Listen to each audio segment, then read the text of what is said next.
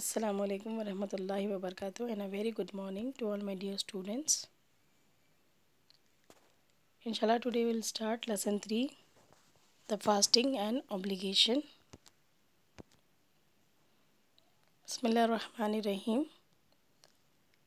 In Surah Baqarah ayat number 184, we have done in previous two lessons about the obligation of fasting. रोज़े की फ़र्ज़ियत के बारे में हमने पढ़ा। यहाँ पे जो आयतें हैं कि रोज़ा के जो लिमिटेड डेज़ है किस हालत में आपको छूट है, यानी रोज़े हम पर फ़र्ज़ कर दिए गए हैं जिससे पहले हमसे पहली उम्मतों पे फ़र्ज़ किए गए थे। तो यहाँ पे देखिए इस आयत में ये बताया जा रहा है कि बिस्मिल्लाह रहमान रहीम अय्यामा मादुदात, और यानी कुछ लिमिटेड डेज़ हैं, एक महीना है, 30 दिन है। फमन काना मिनकुम मरीज़न और अला सफ़रिन, और जो कोई भी उसमें से बीमार हो या सफ़र पे हो, फ़इद्दतुम मिन अय्यामिन उखर, तो वो उतने रोज़े छोड़ सकते हैं। यानी उनको छूट दी गई है कि कंपलसरी है सब पर, लेकिन जो लोग बीमार है या सफ़र पे है तो उनको उस वक्त उतने रोज़े छोड़ने का हुक्म दिया। फिर उनका सफ़र कंप्लीट हो जाए या फिर उनकी बीमारी से वो ठीक हो जाए तो जितने रोज़े छूट रहे। व अलल्लज़ीना युतिक़ूनहु फ़िद्यतुन तअमु मिस्कीन फमन ततव्वा खैरन फ़हुवा खैरुल लहु व अन तसूमु खैरुल लकुम इन कुंतुम तालमून। यानी जितने रोज़े छूट रहे वो फिर हमको बाद के दिनों में कंप्लीट करना है। फिर अगर ये यहाँ पे बताया जा रहा है कि जो रोज़ा नहीं रह सकते हैं तो उनको ये हुक्म दिया गया कि मिस्कीन को खाना खिला दें, और ये वॉलंटरी भी अगर करना चाह रहे तो कर सकते हैं। और ये अल्लाह ताला आखिरी में बता रही है कि खैरुल लकुम इन कुंतुम तालमून, ये तुम्हारे लिए बेहतर है, अगर तुम रोज़ा रखे तो तुम्हारे लिए बेहतर है। यानी लोग ये क्या कर रहे थे इस आयत के बाद कि जो मालदार है, अमीर है, रोज़ा रखने की ताकत रखते हुए भी रोज़े को छोड़ दे रहे थे और लोगों को खाना खिला दे रहे थे, फ़िदिया दे दे रहे थे। फिर उसके बाद की आयतों में अल्लाह ताला फरमा रहे कि तुम में से जो कोई भी इस रमज़ान में अपने आप को पाए तो उन पर फ़र्ज़ है, लाजिम है कि वो रोज़े रखे, सिवाय उनके जो बीमार है या सफ़र पे है। वो बाद में फिर आयतें नाज़िल हुई तो यहाँ पे क्लियर कर दिया गया कि अगर आप रोज़े रखने की ताकत रखते हैं तो आप पर रोज़ा कंपलसरी है, रोज़ा रहना है, रोज़ा नहीं छोड़ना है। अगर आप बीमार है या सफ़र पे है, पहले के ज़माने में जो सफ़र होता था वो महीनों यानी सफ़र कंटिन्यू होता था और बहुत मुश्किल सफ़र होता था, पैदल चला करते थे लोग, जानवरों पे जाया करते थे। लेकिन आजकल का अगर हम ट्रैवलिंग देखें तो बहुत आसान है। अगर हम ट्रैवल भी कर रहे हैं, हमारे लिए अगर हर चीज़ की सहूलत है तो हम उसमें रोज़ा रह सकते हैं, हमारे लिए बेहतर है अगर हम सोचें तो, वरना अल्लाह की तरफ से तो हमारे लिए छूट है। अब हम देखेंगे कि रोज़े की कितने रोज़े हैं, हाउ मेनी टाइप्स ऑफ रोज़े। देर आर 2 काइंड्स ऑफ रोज़े, यानी 2 किस्म के रोज़े हैं। एक तो है फ़र्द, सिर्फ रमज़ान के जो एक महीने के रोज़े हैं वो हम पर फ़र्ज़ कर दिए गए हैं, और दूसरे हैं नफ़ील यानी ऑप्शनल, जो अल्लाह के रसूल सल्लल्लाहु अलैहि वसल्लम रमज़ान के रोज़े फ़र्ज़ होने से पहले रखा करते थे, जैसे कि आशूरे के रोज़े, और हर हफ्ता यानी हर वीक में 2 रोज़े रहते थे अल्लाह के रसूल सल्लल्लाहु अलैहि वसल्लम, पीर और जुमेरात का। और महीने में हर महीने की चाँद की 13 और 14, 15 तारीख को आप सल्लल्लाहु अलैहि वसल्लम रोज़ा रखा करते थे। तो फ़र्ज़ रोज़े तो रमज़ान के हैं, उसके अलावा यानी अगर नफिल रोज़े आप कभी भी रख सकते हैं, कोई भी महीने में रख सकते हैं या कोई भी दिन आप रख सकते हैं, सिवाय 2 दिन के। 2 दिन से भी, और वो है कि ईद उल फ़ित्र और ईद उल अज़हा, यानी ये 2 दिन ईद के, ईद उल मोमिनीन है, ये 2 दिनों में हमको रोज़ा नहीं रखना है, हराम है रोज़ा रखना। और हज के जो अयाम है उसमें भी हमको रोज़ा नहीं रखना है, यानी ईद के जो होते हैं 10, 11, 12 का जो है हज के, वो दिनों में भी हमको रोज़ा नहीं रहना है। सहर के बारे में बताया गया है कि सहरी करना सुन्नत है, और ये टाइम दिन यानी रात के मिडनाइट में शुरू होता है, यानी सुबह आप रात भर यानी सूरज निकलने के बाद, सूरज डूबने के बाद आपका इफ्तार शुरू होता है, फिर उसके बाद आप खा पी सकते हैं पूरी रात। फिर फजर से पहले, सुबह सादिक से पहले आपको प्री डाउन, उससे पहले आपकी सहरी कंप्लीट कर लेना है। तो फ़र्ज़ रोज़ों में सहरी अगर नहीं भी हो रही तो आपका रोज़ा बिन सहरी का रह सकते, लेकिन नफिल रोज़ों में सहर कंपलसरी है।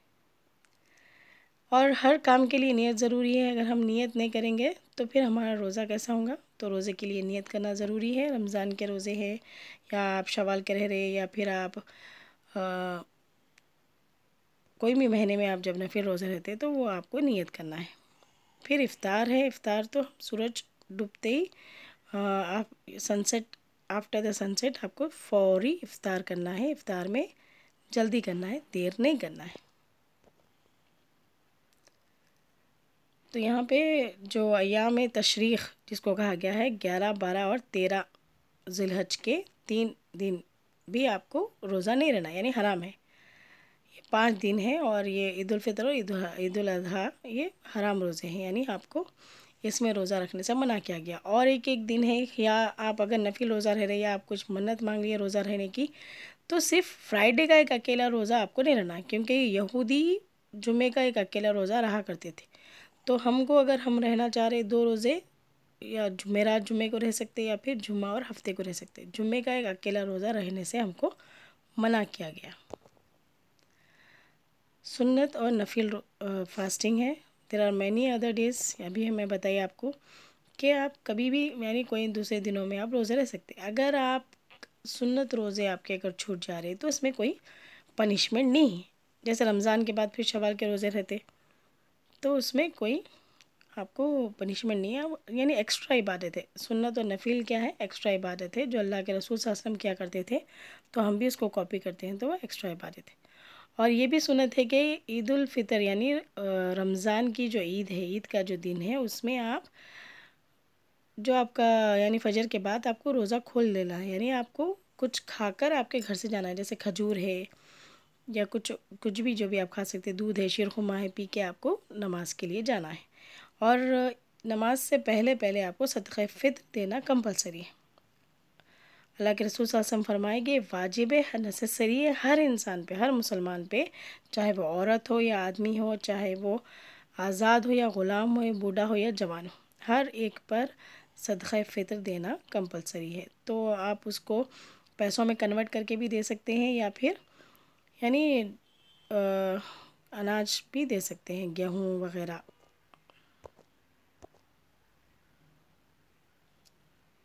Before going to the Eid prayer, ये यानी बहुत ज़्यादा बेहतर माना गया कि आप अगर नमाज की यानी ईद की नमाज से पहले पहले अगर सदक़ा फ़ित्र दे दे तो जो गरीब है वो भी अपनी ईद की तैयारी कर सकते हैं, तो उससे पहले देने का हुक्म दिया गया है।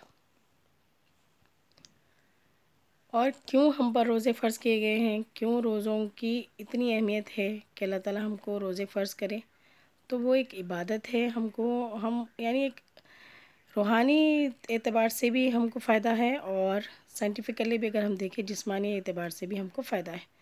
तो रोज़े के मुतालिक जो साइंसदानों का हैरत अंगेज़ इंकिशाफ़ है, या आप साइंटिफिक फैक्ट्स हैं, तो वो हम देख सकते हैं। हमारी जो बॉडी है वो हमारी बॉडी में यानी वेट लूज़ होता है, ब्लड प्रेशर हमारा लो होता है, कोलेस्ट्रॉल लो होता है, और हम यानी प्रिवेंट डायबिटीज़ से बचते हैं, और इट इम्प्रूव्स ब्रेन हेल्थ, और इट ऑब्जर्व्स द ग्लूकोज। तो जब बॉडी में जो ग्लूकोज है वो ऑब्जर्व होता है, तो बॉडी में जो ग्लूकोज है वो ऑब्जर्व होता है, हमारे जो बॉडी के फैट्स है यानी बॉडी फैट्स जो है वो बर्न होने लगते हैं, और वो बर्न होने से हमारा जो एक्स्ट्रा फैट है वो ख़त्म हो जाता है, हमको एनर्जी मिलती है। उसके बहुत सारे फ़ायदे हैं। हम एक becoming a better Muslim, yes, हम एक बेहतर मुसलमान बनते हैं, हमारे सोशल रिलेशंस बढ़ते हैं, हेल्थ बेनिफिट्स बढ़ते हैं, और हमारी यानी इबादत में इजाफ़ा हो जाता है। बहुत सारी चीज़ें हैं, बुराइयों से हम बचते हैं। तो हमको कोशिश करनी चाहिए कि जितना हो सके उतना हम रोज़े रखें। अब जो ये डेज़ है, ये तो सर्दी के दिन है, तो दिन छोटे हैं, रात बड़ी है, तो हमको चाहिए कि हम ये दिनों में भी हम नफिल रोज़े रहें तो उसका ज़्यादा अजर है। नफिल रोज़ों के बारे में ये बताया गया कि नफिल रोज़े अगर हम रह रहे, एक नफिल रोज़े का जो अजर है वो पूरी दुनिया को सोने में बदल देने का वादा कर अल्लाह ताला ने। पूरी दुनिया सोने के बराबर हो जाएंगी और उसको हमको दिया जाएगा, यानी पूरी दुनिया को सोने में बदल के, यानी जितनी भी दुनिया है पूरा वर्ल्ड, तो वो सुन्नत रोज़े का अजर है, लेकिन फ़र्ज़ रोज़े का अजर अल्लाह ताला ख़ुद देने का वादा कर रहे हैं। मैं इसी के साथ अपनी बात ख़त्म करती हूँ। अल्हम्दुलिल्लाहि रब्बिल आलमीन, जज़ाकल्लाहु खैर।